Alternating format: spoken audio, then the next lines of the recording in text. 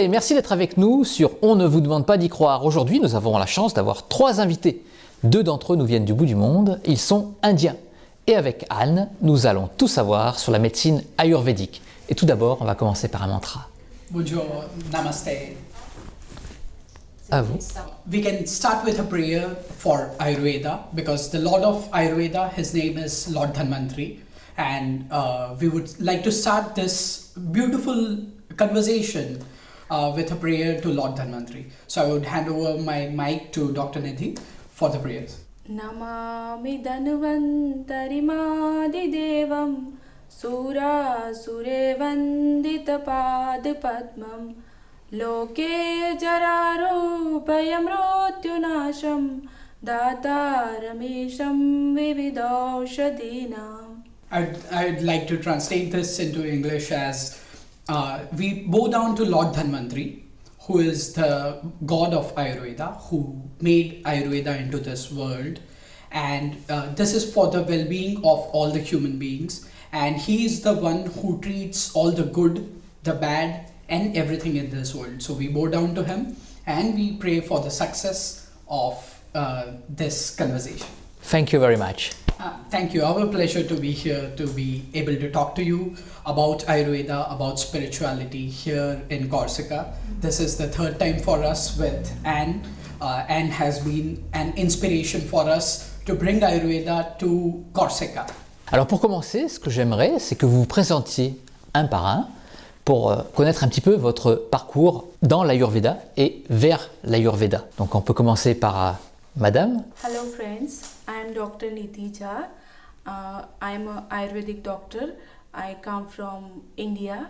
And my name is Dr. Dhanvantari Jha. As I said, like the name of the Lord of Ayurveda, it is my name because I come from a family of Ayurveda practitioners. My grandfather was an Ayurveda practitioner. My father is an MD Ayurveda. My mother is an Ayurveda practitioner. And after my graduation in modern medicine, the allopathic medicine, I did my graduation in Ayurveda and then my master's in Ayurveda as well. So it's a long history, but I feel and I hope that I can make my name very true to, I can stay true to my name and I can do something good for Ayurveda and spread this holy science into this whole world and spread health and happiness everywhere in this world. Anne. Anne, donc j'ai conçu une association qui s'appelle Une goutte d'eau dans la verre. On est principalement à Sagone, donc tout près d'ici. Et cette association a comme but de transmettre les savoirs sacrés de toute tradition, mais principalement de l'Inde, parce que c'est celle que je connais la mieux. Voilà, donc moi-même j'ai étudié l'Ayurveda, étudié des sciences védiques, comme l'astrologie, le Vastu Shastra, et je suis toujours en connexion avec des praticiens en Inde, et notre rencontre était très inattendue et très forte, et on a organisé le premier séjour, et c'est venu comme ça, tout naturellement, donc je pense que maintenant, Dr Dhanvantari et Nidhi auront leur place tous les ans à Sagone pour rencontrer qui voudra et parler de l'Ayurveda et aider chacun à se ressourcer avec l'Ayurveda. Alors, quels sont les principes de l'Ayurveda? Qui va pouvoir m'expliquer tout ça? Yes, the main motive of us coming to this show, having a conversation with you, Philip, was to make the people of Corsica and France know that what is Ayurveda. Expliquez-nous. Yes. So I should start first with the word Ayurveda.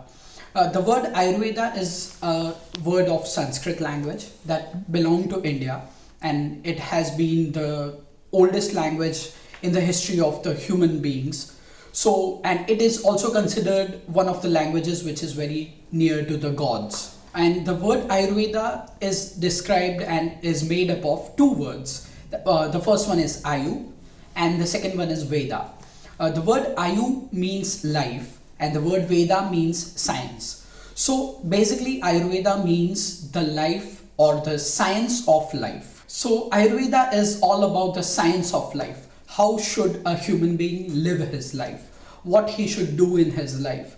And how he should approach his well-being, his surroundings, his environment, and how to remain healthy and fulfill his duties or the karma for which he has been born in this world. And so it is not very similar to any other medical science. It is quite different to other medical sciences because other medical sciences are only concerned on disease and treatment.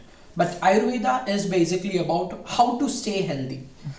If I can say in Sanskrit, and I'll also translate for you, the main motive of Ayurveda is swasthasya swastha rakshanam and aturasya vikara prasamanam.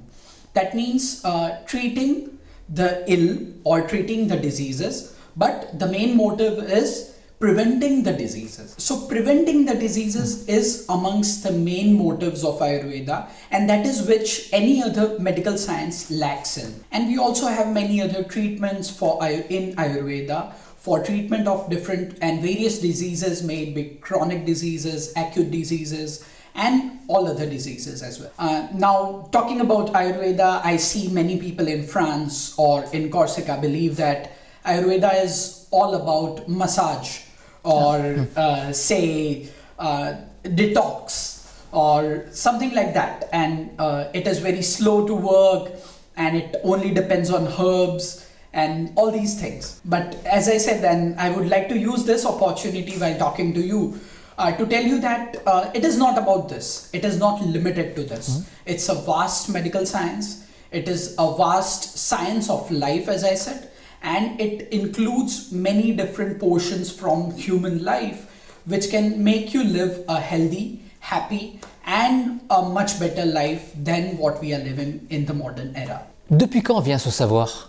Yes. So when we talk about Ayurveda, yes, we must mention about its origin. And as we say, Ayurveda is Shashwat, that it has never been born. So it has always been there on this earth. But we can date back to the books of Ayurveda to up to 5,000 years or 10,000 years. That would be 2000 to 3000 BC. So now, as you know, that it is a very old science. And it is not traditional, I would like to say, but it is scientific, because all those people who developed this science, they studied a lot of things, the minutest things of human life, and then have made this very scientific evidence-based science, which helps even after 5,000 years or 10,000 years of all those books. It is still very relevant today and it works equally well in all the modern human beings. Alors concrètement, comment ça se passe, quelqu'un qui vient en consultation chez vous, qui a un problème, qui a une pathologie, qu'est-ce que vous faites? Comment vous analysez tout ça et comment vous allez choisir le traitement? Wonderful. So the thing is, as I said, we do not depend on a particular herb or a particular medicine or a particular thing. But Ayurveda has a vast and very scientific approach towards any disease. Like if a person comes to me with a disease, particular disease, I would first like to know what type of a person he is. We depend mainly on the Prakriti of a person. Prakriti is the basic constitution of a person, which comes to him from the start of his birth and stays with him up to the end of his life, like till his death. We do this because every person, you and me, may be of the same age or maybe of the same place, or we might be born in the same place, we might be brothers, we might have same parents, but we have a different constitution. So why is everyone different? So that is where Ayurveda has a personal, you may say personal approach towards each and every person in this world. And we divide this according to doshas. We call them doshas. There are three doshas, the Vata, Pitta, and Kapha. These three doshas basically define a human being in the condition of health and also in the condition of disease. And this is basically divided and formed from the 5 elements of this world. That is the ether, air, fire, water, and earth. So we divide all the diseases and all the things into all these 3 matters, the 3 doshas, and the 5 elements, and it also affects the human beings on the basis of these 3 doshas and all the 5 elements. And when we treat the person, we have to treat the Vat dosha or the Pitta dosha or the Kapha dosha depending on his condition. So that is where the difference between other medical systems and Ayurveda lies. Because we believe that a person with the same fever, a person you may say according to modern medicine has a fever of 104 degrees Celsius, 104 degree Fahrenheit, and another person also has a fever of 104 degree Fahrenheit. The modern medicine, allopathic medicine, would give paracetamol to both of them. But for the first person, the fever would go down in 15 minutes. For the another person, maybe it will take 3 hours or 4 hours to go down. So why is this difference between two? So that is where Ayurveda plays a very important role. It identifies everyone is different, and so it personalizes the medicine. And we do not consider two patients of fever the similar. We have to depend on what his constitution is, what his condition is, and how did he get that fever. So diagnosing the exact condition of the patient depending on the 3 doshas and the 5 elements is more important in Ayurveda, and only after that we go on to the treatment. And when we go on to the treatment, there are many different things. It is not only medicine. I only prescribe medicine. That is not the correct way of Ayurveda. So what you have to do is, depending, because you now know that how a person was, what his constitution was, how did he get that disease, what his disease condition is, and how it is dependent on his constitution. Depending on that, and in the treatments, the first thing we prescribe is changing your lifestyle, changing your food, changing the things which cause that disease. That is what we call Nidan Parivarjan, that is avoiding the causative factors of the disease. And then we decide on if the patient needs another treatment or another things. Now when we divide the treatments, we have 2 things. The first one is Shaman and the second one is Shodhan. Shaman means pacifying the dosha, and Shodhan means removing the doshas out of the body. Now, how do we decide this? So it directly depends on what amount of dosha has been increased. If the increase of dosha is okay, we can balance it. Then we go for Shaman, that is pacify the dosha. Just make it down by food, lifestyle, diet, medicines, and certain other treatments. And if it is not, we are not able to pacify the disease because of the doshas have increased a lot, the problem is very chronic, then we need to go for Shodhan, or you may say a kind of detox, but the word detox is not very correctly used these days. But we may say it's a detox because it is removal of doshas out of the body. Now when we talk about, so the Shaman can be from diet, lifestyle or medicine, and the Shodhan can be from Panchkarma therapies. Now this Panchkarma is also again many times misunderstood as the only Ayurveda, but it is only a part of Ayurveda. My wife, Dr. Nidhi, is an expert in Panchkarma. She has done her masters in Panchkarma. So I would like her to tell more about what are the 5 therapies included in Panchkarma. Panchkarma is 5 therapies. In that, one is Vamana, that is medical emesis, in which we give the medicine to the patients, and patients make them vomit. Second one is Virechan. This is medical purgation. In that we give the medicine to the patients for purgation, for detox the body. Third one is Basti. Medical enema. We give the medical herbal decoction, give to the patient through the anal, yes, especially for the Vata. Fourth one is Nasya. This is that is called medical application or installation of medicines through the nose. Oh. Yes.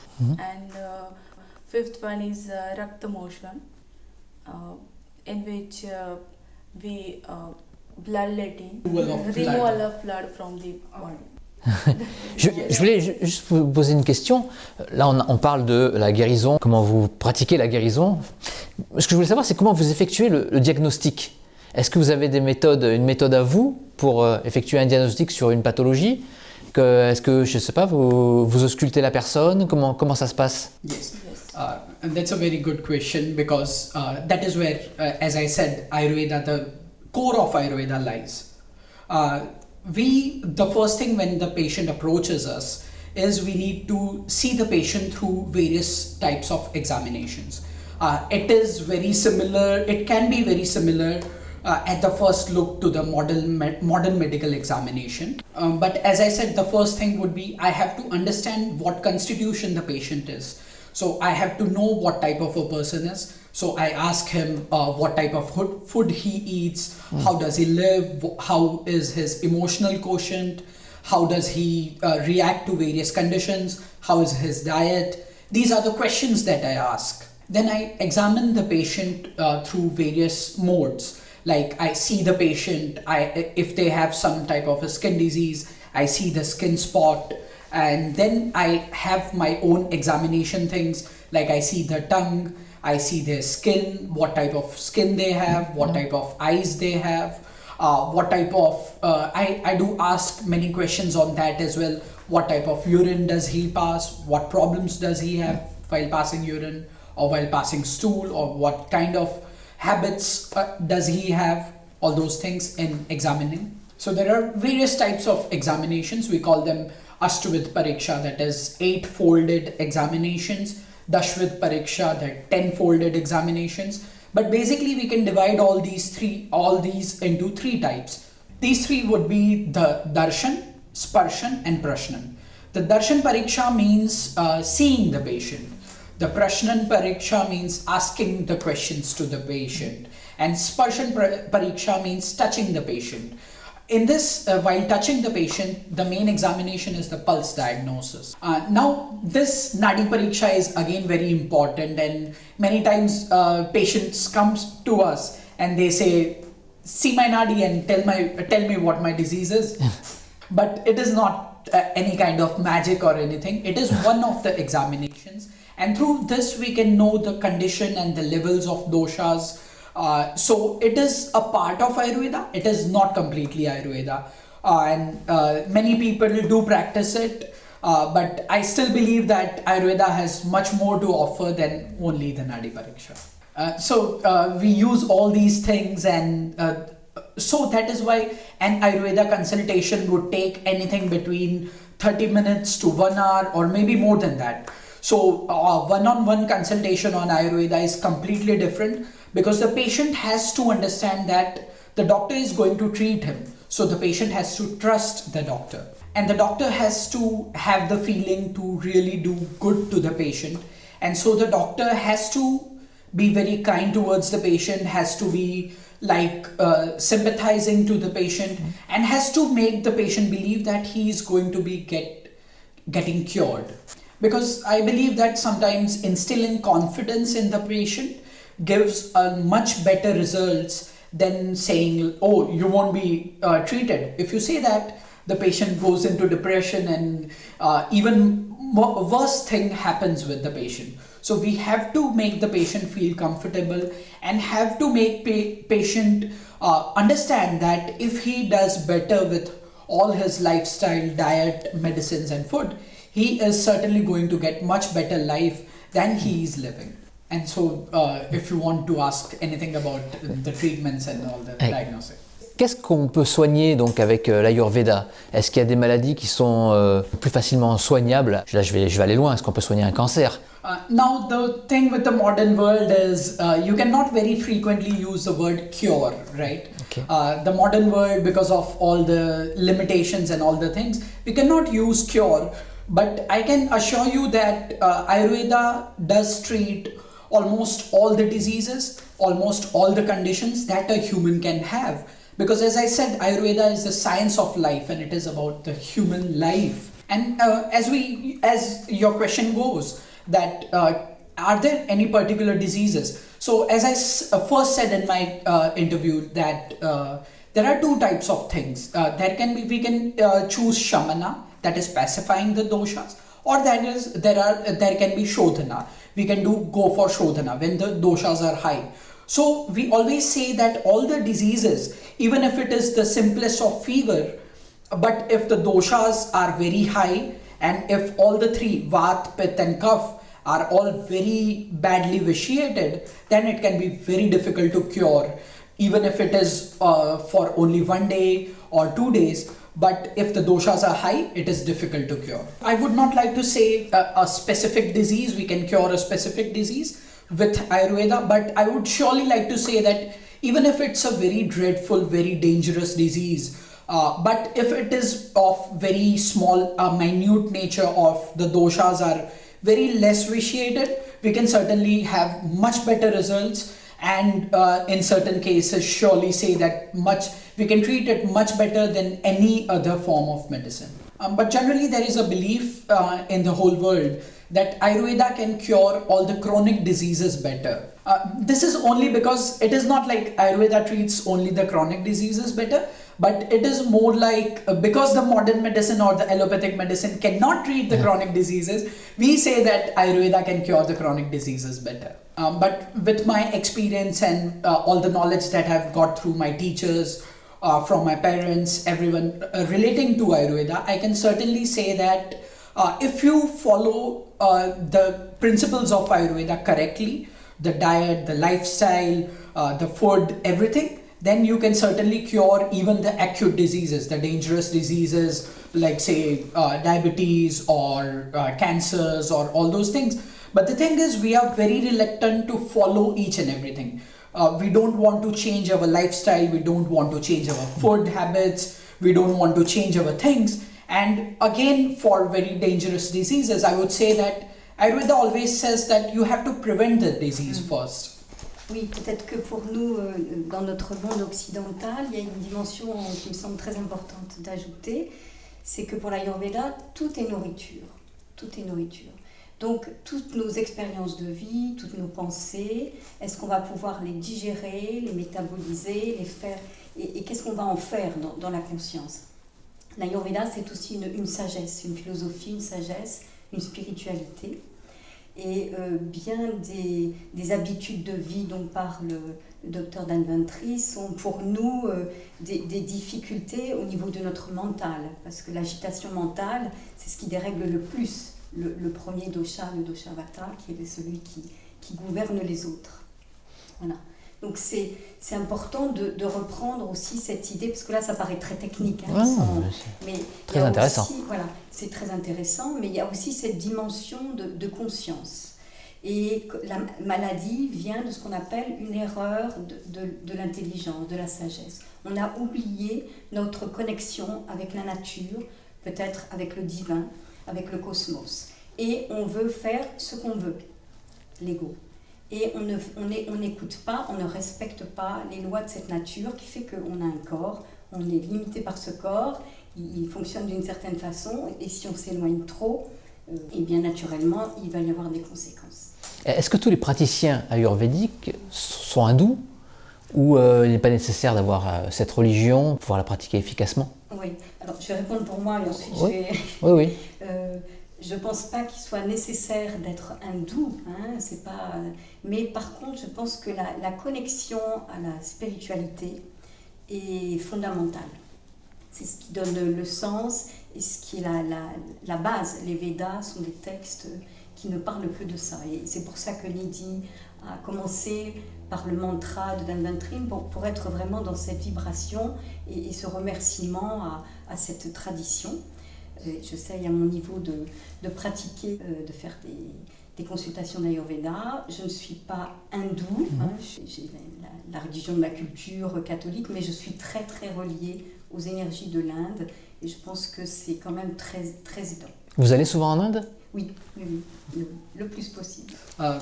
Wonderful thing that Anne also talked about is the spirituality, the spiritual aspect. Now, many people misinterpret the spirituality as a particular religion, or many people say that Ayurveda is related to Hinduism or a particular belief system or a religion. But I would like to say it is for all humans and it is not related to any religion. But when we talk about spirituality, the word spirituality basically for me means it is a belief that there is something superior to you. It can be energy. You can believe into God. You can believe into energy. You can believe into cosmos. You can believe into a superior soul. But it is all one for me. It is not that Ayurveda or Hinduism basically depends for spirituality on a particular type of a god. So for me, even if a Catholic person is a believer of Jesus very staunchly, it's fine, no problem. That is all good because he believes that there is something superior to him. There is a superior energy to him.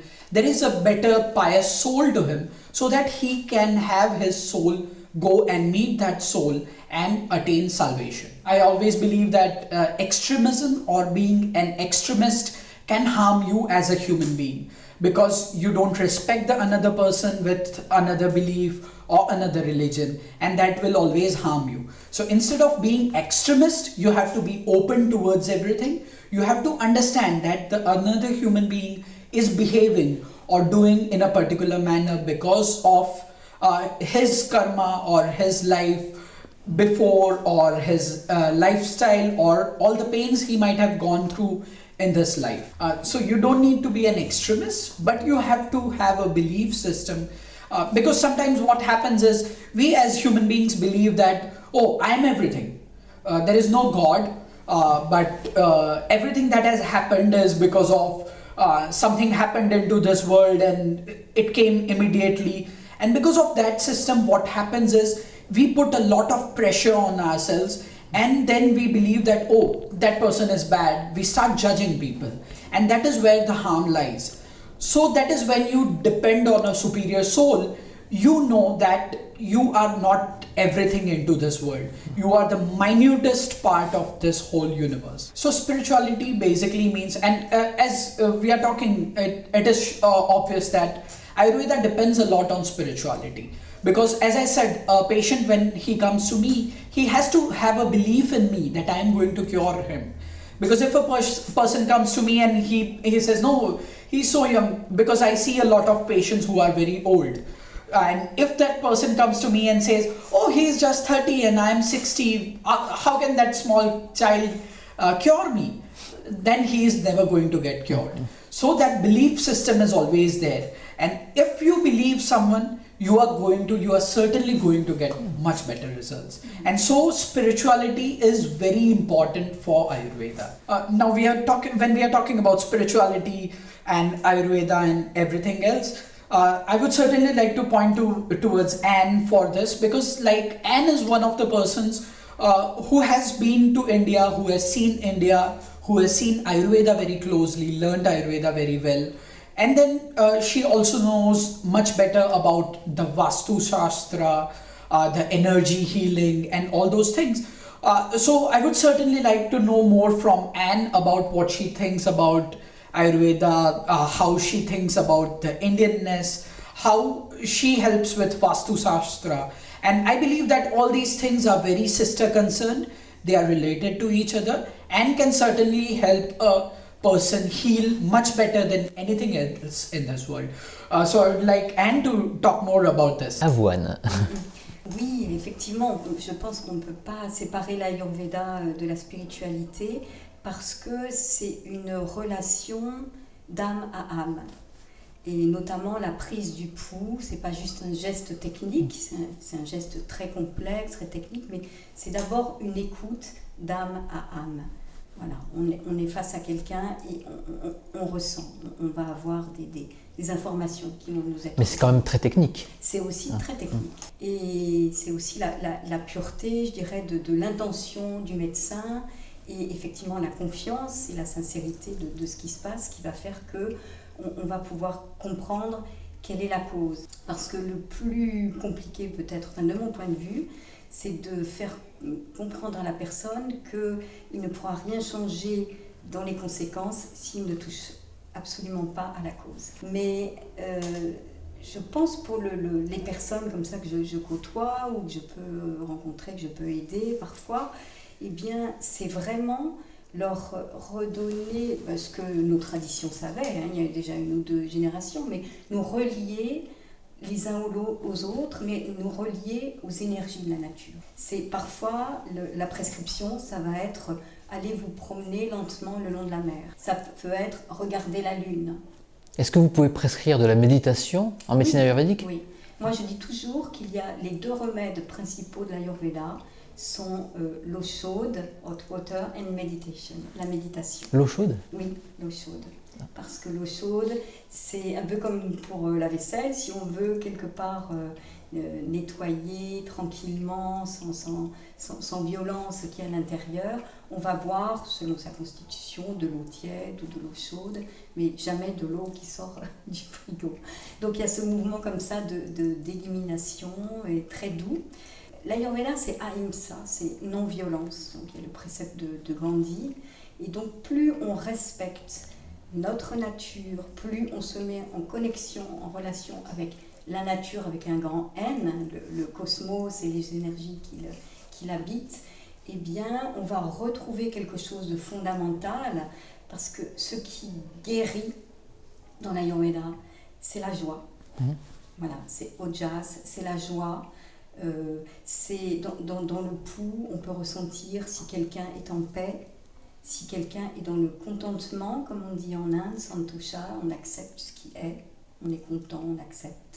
Et cette joie, cette ananda, la béatitude, qui, voilà, si on arrive à cultiver ça de plus en plus, évidemment au début il faut que le corps aille mieux, quand on est malade, c'est pas évident du tout, mais retrouver ça, c'est être sur le fil de l'être qu'on doit être et qu'on est le plus profondément, et c'est ça la guérison. Et est-ce qu'en médecine ayurvédique, on peut préconiser de la viande? Always the same question. D'accord. Oui, alors je vais répondre ce que je sais et ensuite je sais que la plupart du temps, évidemment, les gens sont végétariens, mais la viande est préconisée pour les gens qui sont très anémiés. D'accord. Et dans ce cas-là, il y a des soupes de mouton, mais qui sont prises comme un remède, le temps que la personne reconstitue et retrouve sa force. D'accord. Mais c'est vrai que dans les conseils par rapport à la nourriture, la viande, on essaye d'enlever ama du corps. Ama, c'est les toxines, et beaucoup de toxines viennent notamment de la viande. Mais aussi, je dirais, quelque chose qui est fondamental et qui est vraiment la spécificité de l'Ayurveda, qu'on appelle Agni, le feu digestif.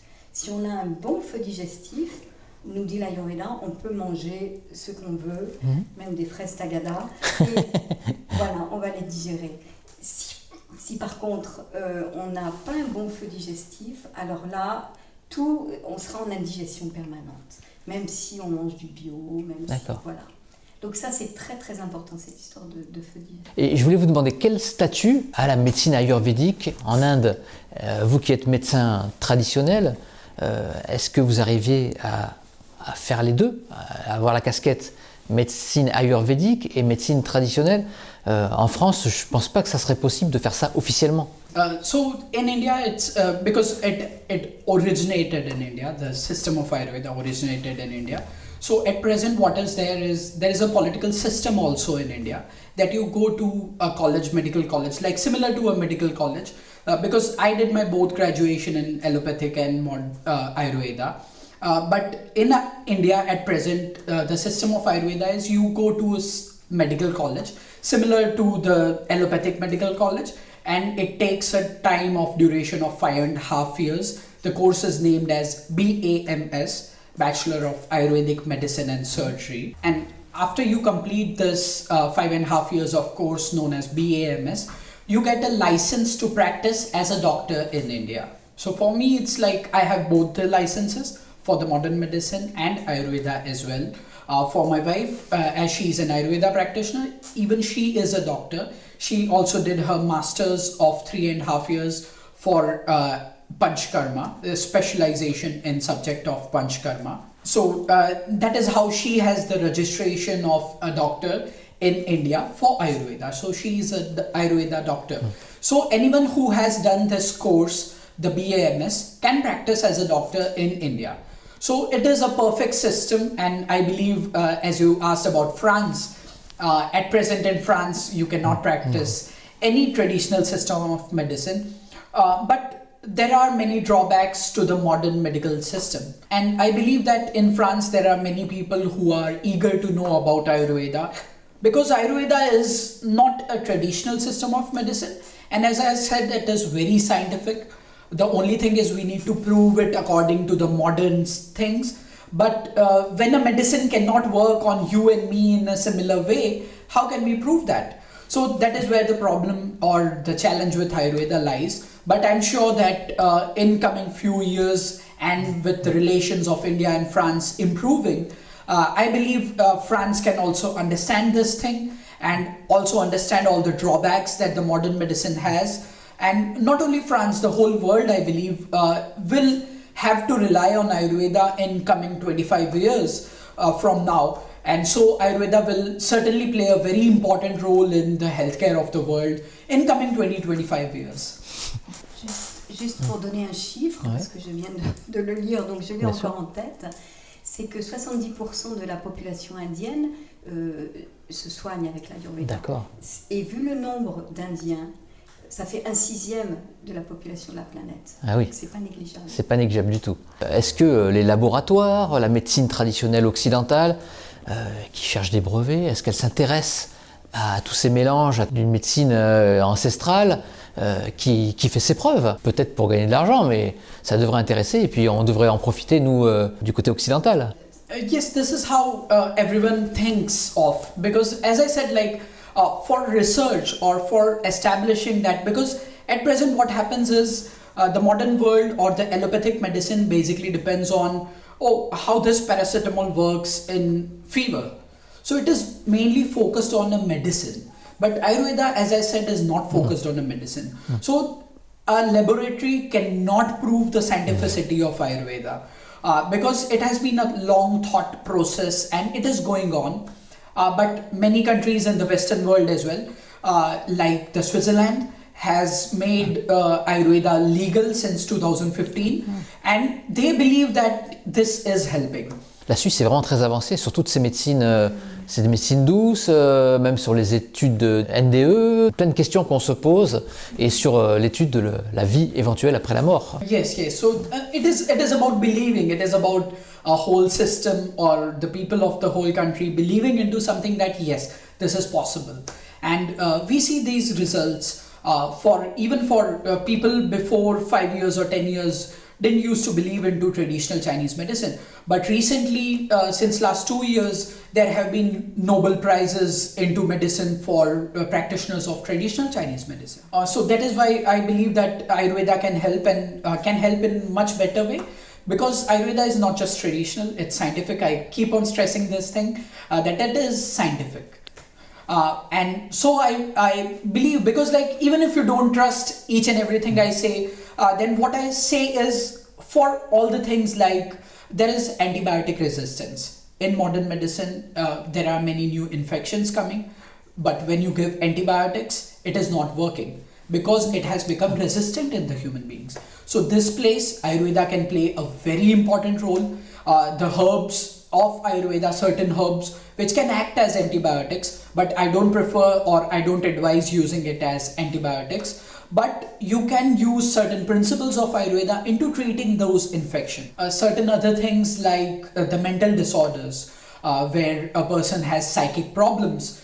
The modern medicine cannot treat it at present. They don't have enough medicines. But these things can be prevented and cured or treated well with Ayurveda or managed well with Ayurveda. And that is where I say, and I believe that in the modern world, when we talk about mental disorders, the biggest challenge for the whole world is stress, anxiety, depression. And so I say that these are the places or these are the areas where the world at present can immediately focus on Ayurveda.